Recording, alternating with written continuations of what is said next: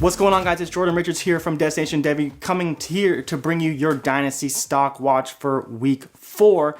Week 3 obviously brought a lot of abnormalities when it comes to Dynasty because we saw a lot of players that don't really have a whole lot of Dynasty value really show out and have great weeks. The Rex Burkheads, the Cedric Wilsons of the world. And some players just frankly disappointed a little bit. Players that we expected a little bit more of who weren't able to do a whole lot. Jeff Wilson, one of Pat's favorites, got 2 touchdowns, which was insane. There's just a lot of things that don't really move the needle this week as far as Dynasty value goes. And so because of that, there's not going to be as much that we can touch on to say that trends are going the right direction. Obviously, it's still only a 3-game sample. There's still lots to learn, but one of my biggest takeaways was the amount of rookies that had quote-unquote breakout games or had great performances this week when you look at the likes of Justin Jefferson, Brandon Nyuk, and T. Higgins. 3 different wide receivers, all with great draft capital, with Jefferson and Nyuk drafted in the first round to Minnesota and San Francisco, and then T. Higgins, the 33rd overall pick, so basically a first-round pick drafted to the Bengals. All of them found the end zone this week. All of them saw significantly more snaps than they were seeing previously and scored touchdowns. Obviously, Jefferson had the biggest game this week with 7 receptions for 175 yards and a touchdown. Jefferson is probably my favorite of the group. He was my favorite in the pre-draft process. I actually had him ranked ahead of Jerry Jeudy in the pre-draft process and post-draft process. He's just a player who wins down the field and can win at the catch point much better than certain receivers can. But T. Higgins is another guy who could be a massive riser when you talk about his dynasty value. Obviously, it's only 1 game, but it's great to see these rookies get off to a good start early in the season. When you see their snap share start to go up, their usage starts to go up, targets start to go up. These are all indicators that you can see that the ball is starting to roll for these players, but it does make them very hard to attain in dynasty because you're spending high draft capital, whether it's first, second round picks in these dynasty leagues.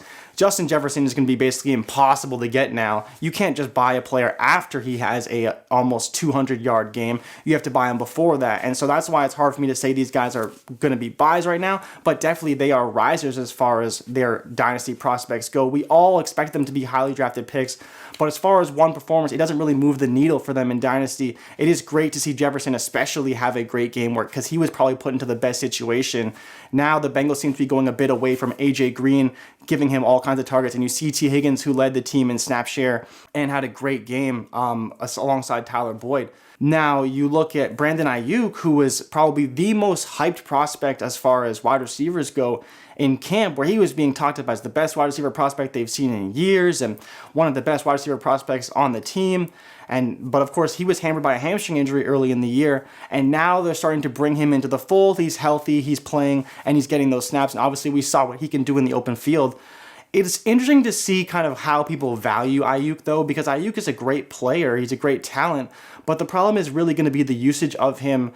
We saw this week there's no Deebo Samuel, there's no George Kittle, and no Jordan Reed by the time Nyuk got going.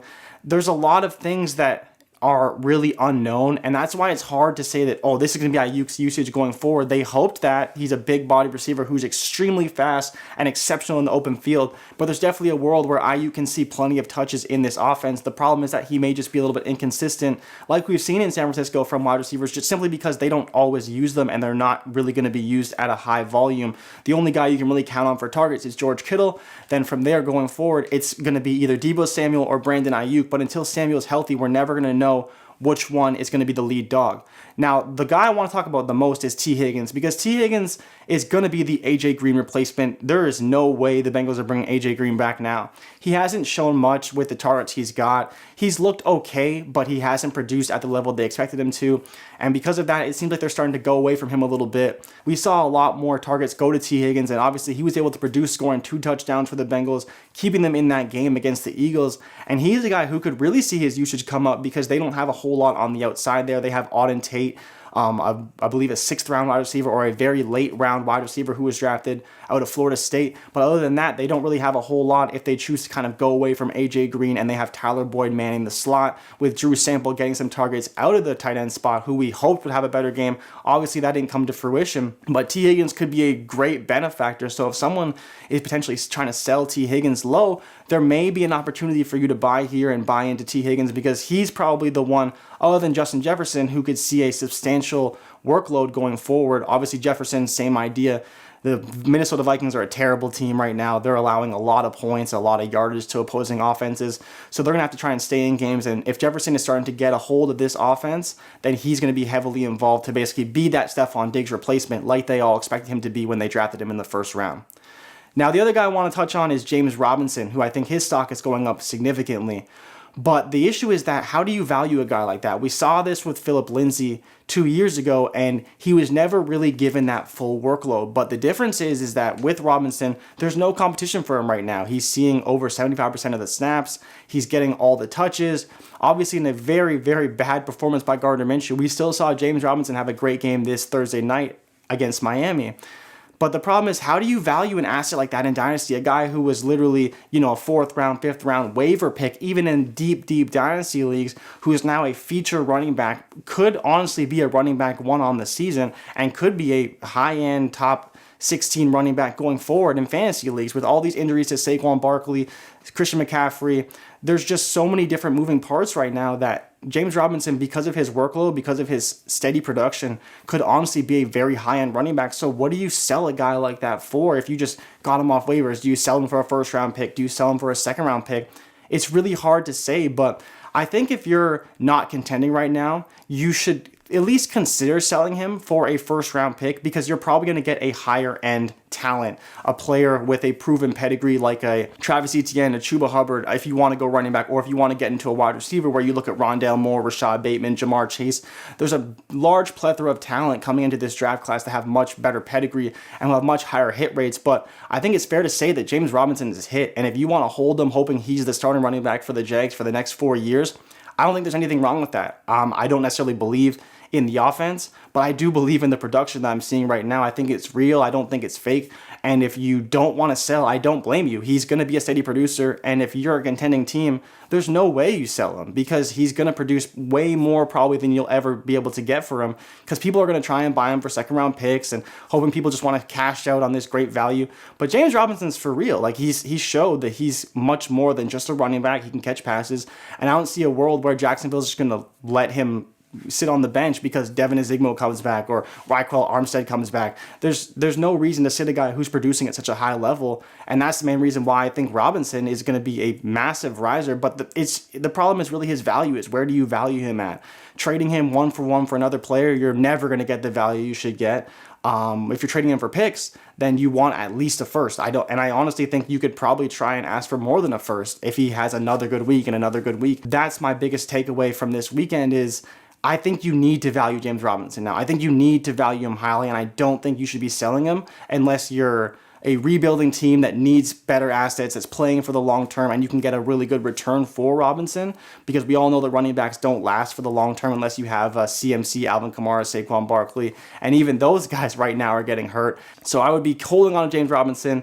I'd be trying to buy up T. Higgins, Justin Jefferson, but I would kind of wait on Brandon Ayuk. Ayuk is a player that I didn't love out of college, but the problem is that the system is great for his skill set. And I think that we may see more of this from Ayuk, so he could definitely be a riser. But Justin Jefferson, with his high draft capital and his first breakout game, has to be going up as far as his stock goes.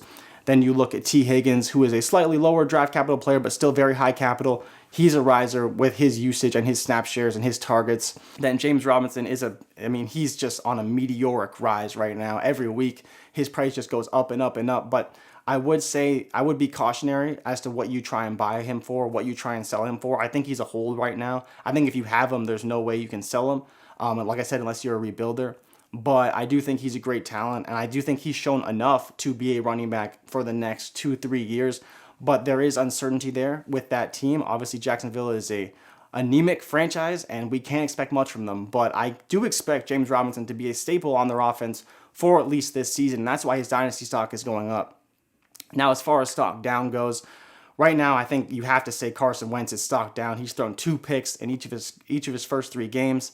And it doesn't look good for Wentz. He's not playing well. The offense isn't playing well. And I would say the same for Miles Sanders. And he's not playing well. So his stock's going down because he's not getting the touchdowns. He's not getting the touches that we expected him to get. Then you look at the likes of Joe Mixon. Joe Mixon is just terrible right now. People don't even want to start him because you can't get him. But what I would say about Joe Mixon, if you do own him, I would be selling him actively. The crazy thing about Joe Mixon is that despite everything that was going on with his statistics and his potential, his price never dropped. He was still RB6, RB7 in dynasty drafts, basically all offseason, a first-round pick with very little there is to kind of warrant that price. You look at Austin Eckler, Aaron Jones, all these guys are going behind him, Nick Chubb even, way behind Joe Mixon, and yet Mixon's still way at the top, but producing at a much lower rate than all of these players, even still this season.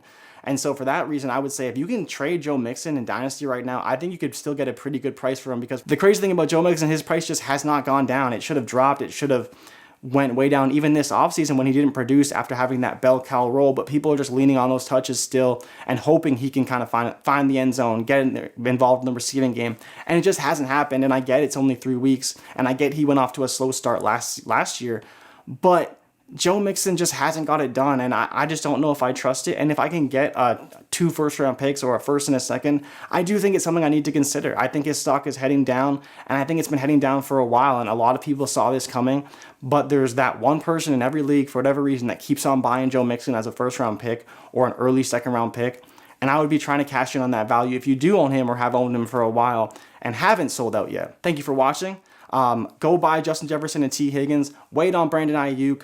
Hold James Robinson, and then stock down on Carson Wentz, Miles Sanders, and Joe Mixon. Thank you guys so much for watching. Check out all the great content on Mayo Media Network. Hit the like button if you like this video, subscribe, and comment with your favorite Dynasty buy or sell right now through 3 weeks, heading into week 4. Follow me on Twitter at ChaboyJRich. Check out all the great content that we put out at Destination Devy. Thank you guys so much again for watching. Check me out next week for more Dynasty Stock Watch.